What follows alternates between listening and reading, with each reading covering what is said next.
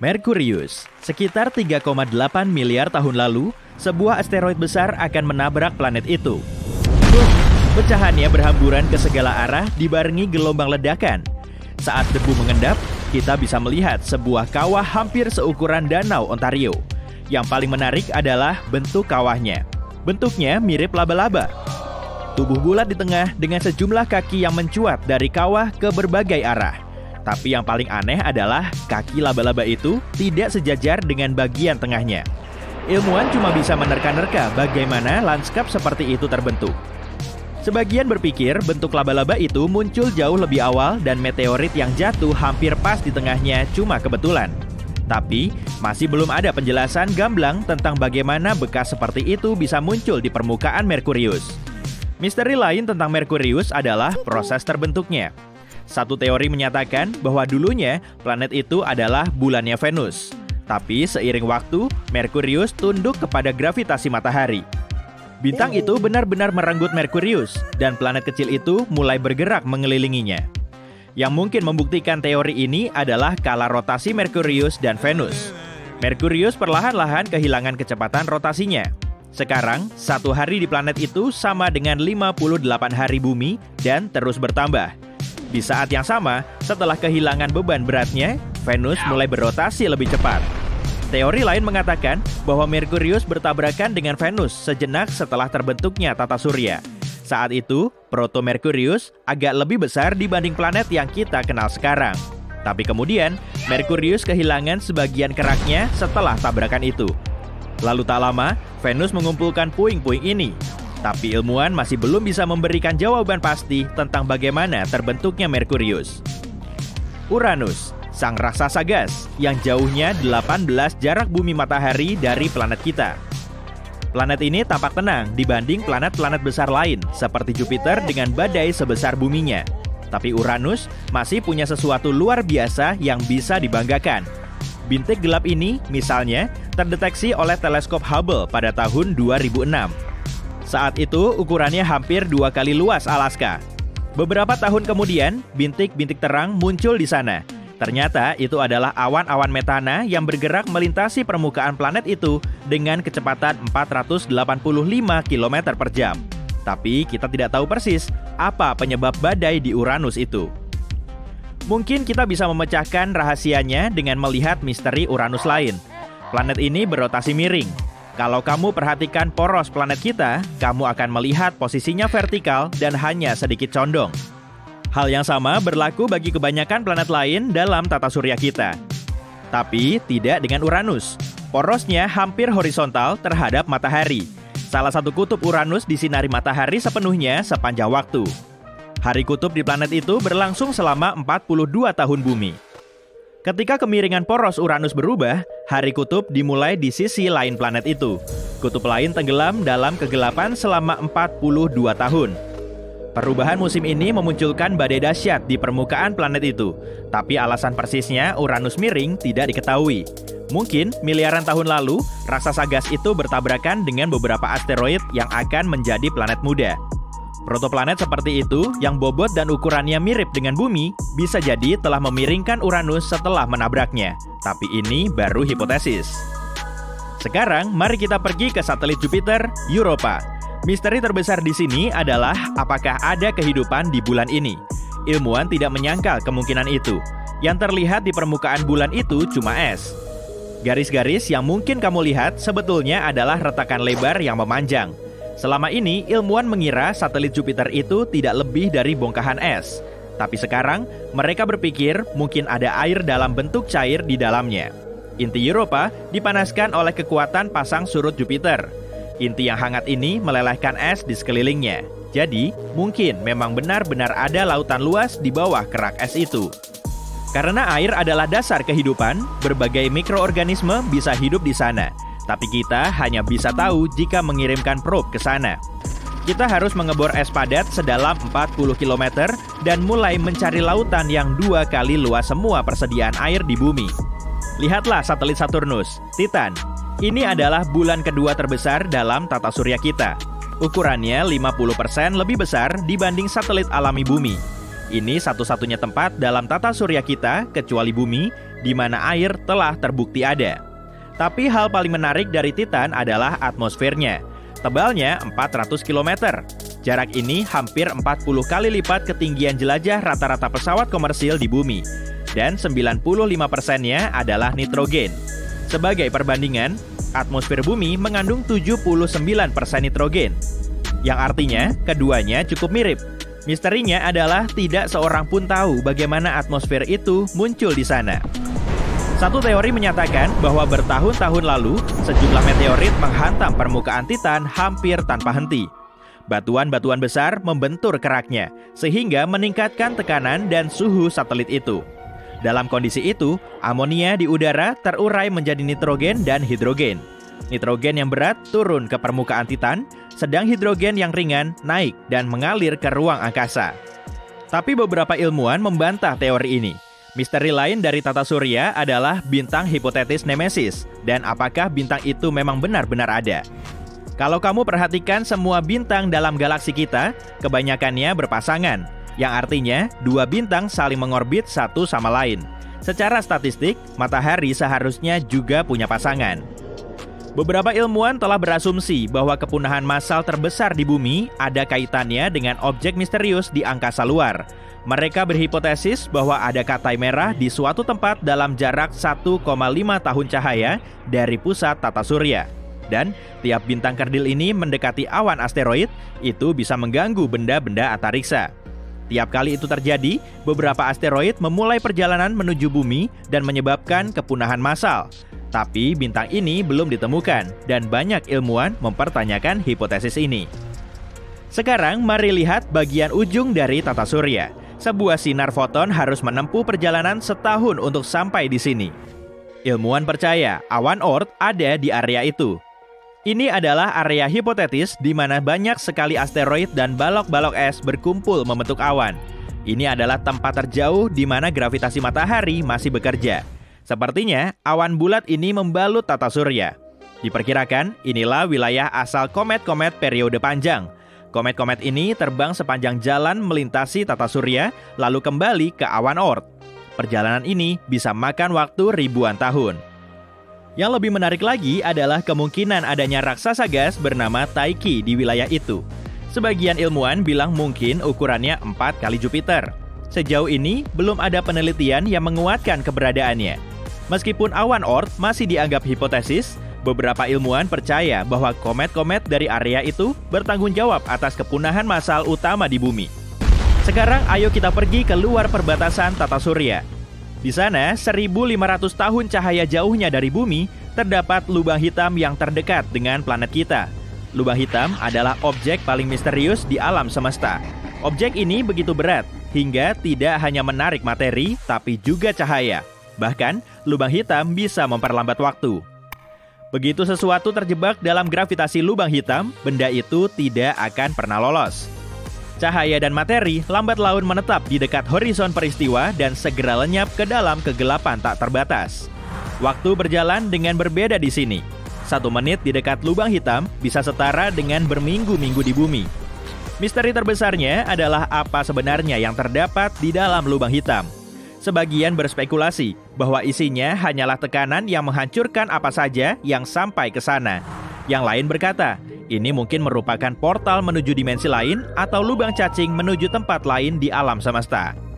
Kalau itu benar, maka lubang putih juga ada, sebagai jalan keluar dari portal lubang hitam dan lubang cacing. Tapi sejauh ini, lubang putih belum pernah ditemukan. Nah, bagaimana kalau kita pergi ke perbatasan hipotetis seluruh alam semesta? Tempat itu dinamakan Eridanus Supervoid. Jika kamu lihat peta alam semesta, akan tampak suatu tempat dingin kosong seluas kira-kira 1 miliar tahun cahaya. Garis tengah galaksi Bima Sakti saja cuma 100.000 tahun cahaya. Misteri utamanya adalah bagaimana tempat itu muncul. Satu teori berpendapat bahwa ini adalah bekas yang ditinggalkan oleh tabrakan dua alam semesta paralel. Bayangkan, alam semesta seperti gelembung raksasa. Dan suatu hari, dua dari gelembung ini bertabrakan. Saat itulah alam semesta paralel menarik beberapa galaksi keluar dari gelembung kita. Sejauh ini, hanya inilah penjelasan tentang bagaimana kehampaan dingin seluas itu bisa muncul di alam semesta kita. Butiran pasir ini memang super duper kecil, cuma berdiameter sekitar 2 mm. Yuk kita bayangin bumi kita sebesar itu, ukurannya nggak sampai segitu kok kalau kita melihatnya dalam skala kosmik. Nah kan, kita ini cuma butiran debu di semesta yang luas. Jangan sombong, oke? Nggak percaya? Tonton terus videonya sampai habis ya. Bulan akan ada di sekitar sini, jaraknya sekitar 5 cm dan ukurannya sekitar sepertiganya butiran pasir. Tapi ini cuma perkiraan loh ya, jadi anggaplah begitu. Yuk lanjut lagi, coba tebak, tetangga terdekat bumi selain bulan tuh apa ya? Ya, bener banget, Venus. Planet ini dijuluki sebagai kembaran bumi karena ukuran dan masanya kurang lebih sama. Oke, taruh dulu butiran pasirnya di sini sebagai Venus. Untuk memperkirakan jaraknya, kita perlu berjalan agak jauh lagi, sekitar 6 meter dari butiran pasir yang tadi kita anggap sebagai bumi. Itu pun masih jarak terdekatnya loh. Oke sip, catat. Planet berikutnya yaitu Merkurius. Ukurannya setengah kalinya bumi. Kali ini kita pakai butir garam aja deh, biar lebih bervariasi. Menurutmu, seberapa jauh sih lokasinya dari si tetangga Venus? Kalau segitu belum cukup lah. Ya, kira-kira ada di sini, sejauh hampir 8 meter, hampir seukuran bus tingkat London. Kita tahulah ya, jarak Merkurius paling dekat dengan matahari. Jadi, yuk kita lihat dulu bintang besar dan perkasa ini. Anggaplah ukurannya sebesar batu, dan diameternya kira-kira 20 cm. Sip, ukuran segitu udah pas kok. Harus ditaruh di mana nih?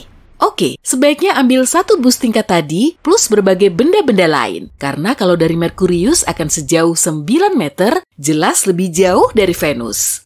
Jalan kaki dari titik ini menuju bumi pun sudah bikin gempor loh, karena hampir sejauh jarak 2 base di lapangan bisbol. Wah, mantul ya. Tapi itu belum seberapa. Oke lah, kita menjauh dari matahari dan menuju Mars aja kalau gitu. Ukurannya 2 kali lebih kecil dari bumi. Kali ini kita pakai biji cabai merah saja. Perjalanan ke planet merah ini bahkan lebih jauh dari jarak Merkurius ke matahari, melebihi 10 meter. Ya, kira-kira di sini lokasinya. Nah, siap-siap ya, akan ada fenomena keren. Kita melintasi sabuk asteroid untuk mencapai Jupiter. Jaraknya sekitar 84 meter, hampir setinggi patung Liberty. Planetnya sendiri malah cuma seukuran buah anggur atau berdiameter 2,5 cm. Oke, ambil lagi buah anggur yang lebih kecil, lalu kita perlu berjalan sampai sejauh 100 meter. Itulah jarak dari Jupiter menuju Saturnus. Apa kamu masih bisa melihat batu yang tadi kita anggap sebagai matahari?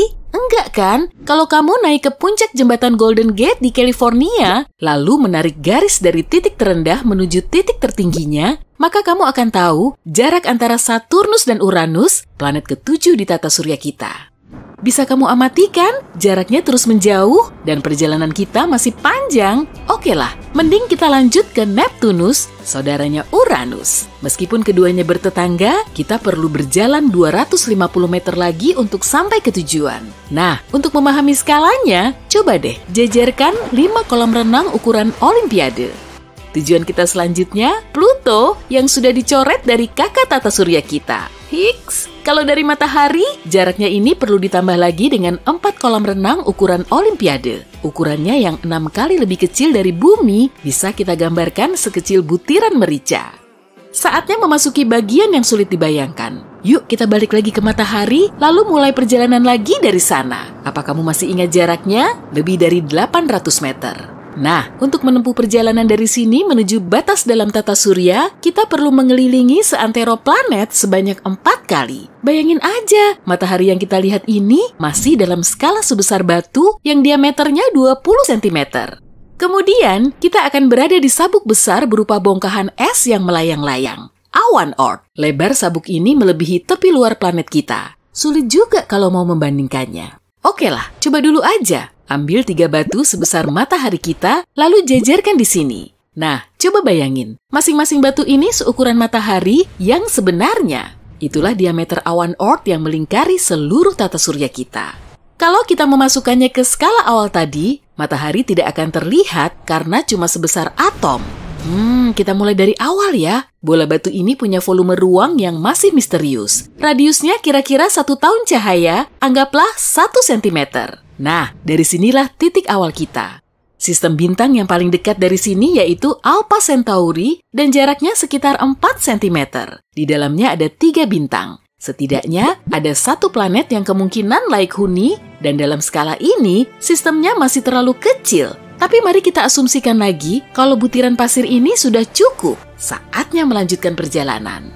Tujuan kita selanjutnya adalah tepi galaksi Bima Sakti. Galaksi kita ini berdiameter sekitar 100.000 tahun cahaya. Lokasi kita kan lumayan dekat dari pusatnya, maka perjalanan ke sana cuma perlu waktu selama 50.000 tahun cahaya.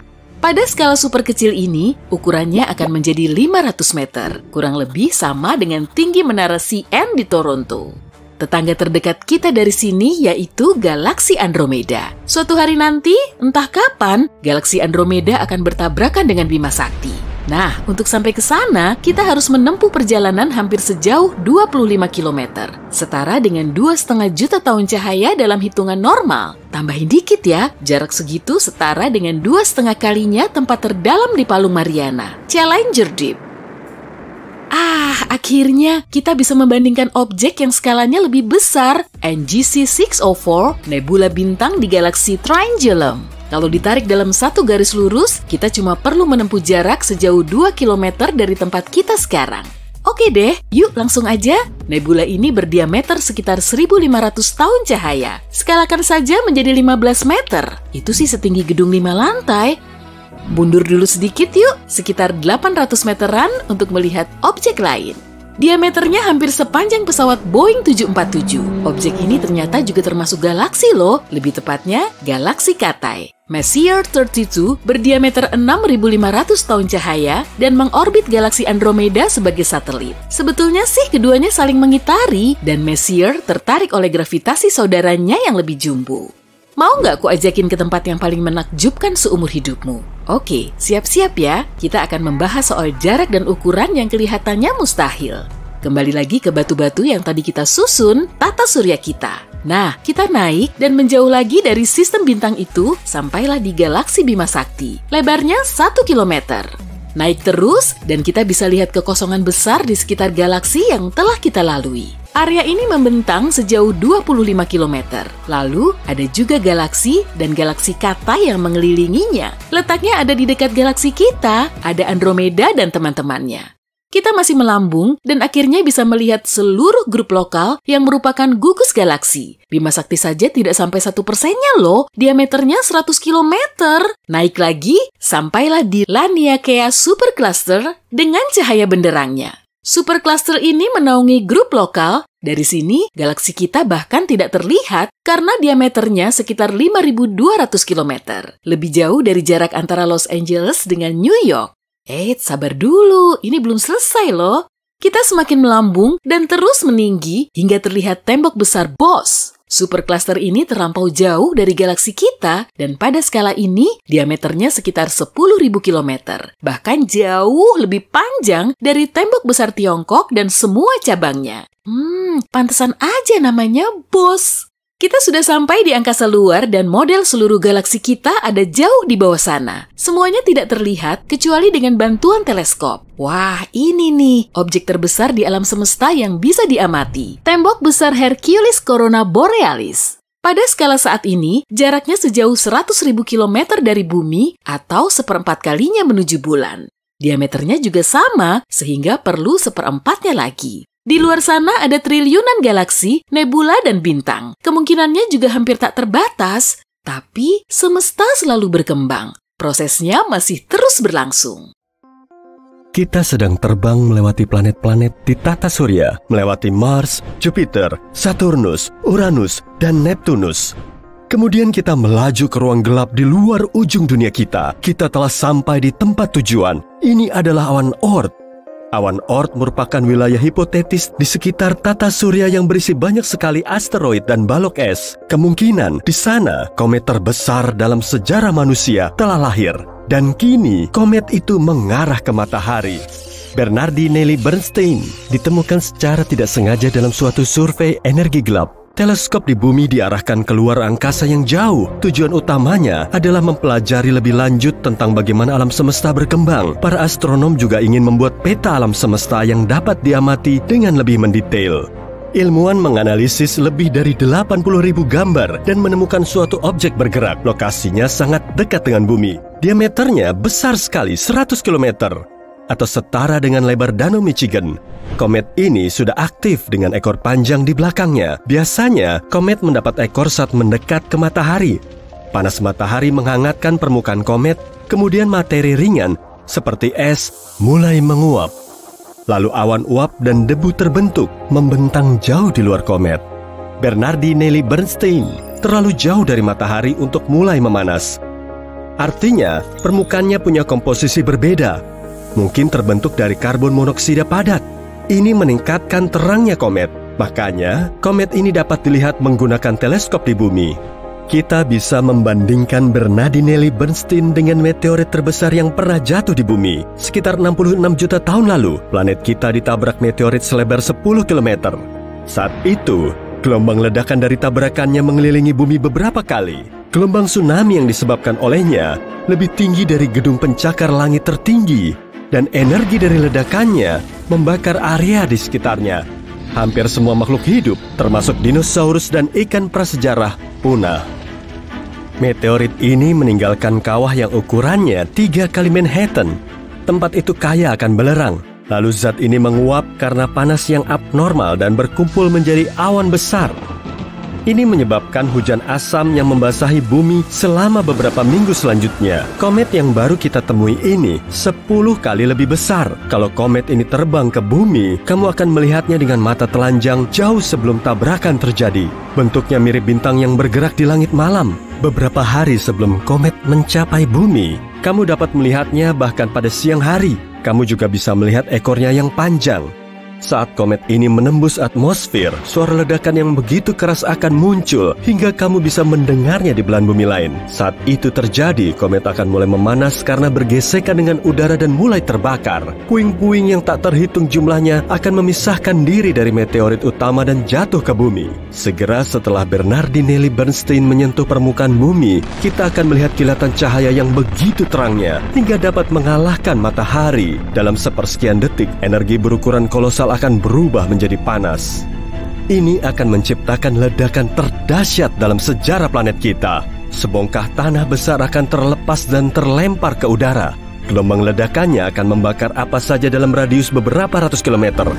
Apinya akan terus menyebar ke segala arah, menekuk dan mematahkan pohon. Pada akhirnya, gelombang ini akan mencapai pegunungan salju dan memicu longsor besar yang akan menutup banyak desa. Gelombang ledakan akan mengitari bumi, menghancurkan kaca gedung di semua benua. Saking tingginya, gelombang tsunami yang terjadi akan menutup seluruh kota pesisir. Gempa bumi yang paling kuat dalam sejarah akan menghancurkan tanah dan menciptakan retakan yang dalam. Setelah tuburukan terjadi, miliaran ton debu dan abu akan naik ke udara. Awan hitam raksasa akan sepenuhnya menghalangi sinar matahari. Bumi akan masuk ke dalam kegelapan. Semua puing di udara mulai meleleh. Semua berubah menjadi lava cair dan jatuh kembali ke permukaan, menyebabkan lebih banyak kerusakan. Abu dan debu di udara menutupi matahari selama beberapa bulan ke depan. Selama waktu ini, suhu di bumi akan turun beberapa derajat. Meski bersembunyi di tempat penampungan dan bangkar dalam tanah, orang-orang serta semua organisme hidup lainnya di bumi takkan bisa bertahan dari kejadian ini. Untungnya, Bernardinelli Bernstein takkan mendekati bumi. Saat ini, komet itu berjarak sekitar 20 unit astronomi dari matahari, atau 20 kali jarak bumi ke matahari. Artinya, komet itu akan segera melintasi orbit Uranus. Pada tahun 2031, jaraknya menjadi 11 unit astronomi dari matahari, alias tepat di luar orbit Saturnus. Ini adalah titik terdekat Bernardinelli Bernstein dengan matahari. Lalu komet ini akan terbang kembali ke tepi tata surya. Tapi, komet ini pasti akan kembali lagi.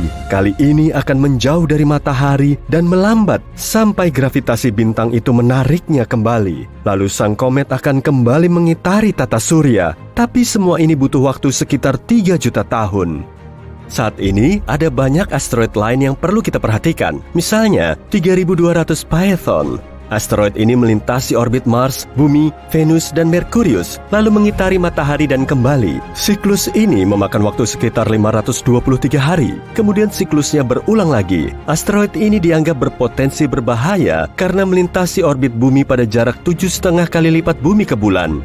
Dalam salah satu masa terakhirnya mendekati Bumi, batu selebar 5,7 km ini menghujani planet kita dengan meteor kecil. Karena asteroid ini sering melewati matahari, permukaannya mungkin terlihat seperti dasar rawa lumpur. Asteroid ini ditutupi tanah bersisik dan retak. Saat terbang melewati Bumi, sisik ini terlepas dan menyebabkan hujan meteor. Tapi, asteroid yang berpotensi bahaya paling besar adalah 1999 JM8. Ukurannya setara 77 lapangan sepak bola. Jarak asteroid ini ke Bumi adalah 9 kali jarak bulan. Jarak terdekatnya ke Bumi akan terjadi pada bulan Agustus tahun 2137. Jika meteorit seperti ini menabrak Bumi, satu benua bisa musnah, sementara sisanya mengalami tsunami besar, tapi mampu bertahan. Jadi, otomatis para ilmuwan sedang memikirkan cara untuk melindungi Bumi dari bencana semacam itu. Solusi pertama adalah semacam Big Bang terkendali. Salah satu hukum fisika mengatakan, jika kamu menerapkan kekuatan ke satu arah, reaksi akan terjadi di sisi berlawanan. Jadi, jika kita melihat asteroid yang akan menabrak Bumi, kita harus mengirim roket ke arahnya. Dengan begini, kita bisa menghasilkan ledakan terkendali, bukan di dalam, melainkan tepat di atas permukaannya. Ledakan ini akan diarahkan ke atas, dan asteroid yang kita incar akan bergeser ke bawah. Pergeseran kecil ini sudah cukup untuk mengubah lintasan asteroid. Lalu, asteroid ini akan terbang melewati Bumi. Cara lainnya adalah mengirim benda berat, seperti pesawat antariksa, ke objek angkasa ini. Setiap objek berat punya gravitasi sendiri. Jadi, pesawat antariksa itu harus terbang dekat dengan asteroid dan akan menarik pesawat ke permukaannya. Tapi, mesin pesawat antariksa kita akan menolak. Pesawat itu pun mulai menarik asteroid ke arah berlawanan. Ini akan mengubah lintasan asteroid dan planet kita akan tetap utuh. Kita juga bisa menabrak asteroid dengan pesawat antariksa tadi. Boom!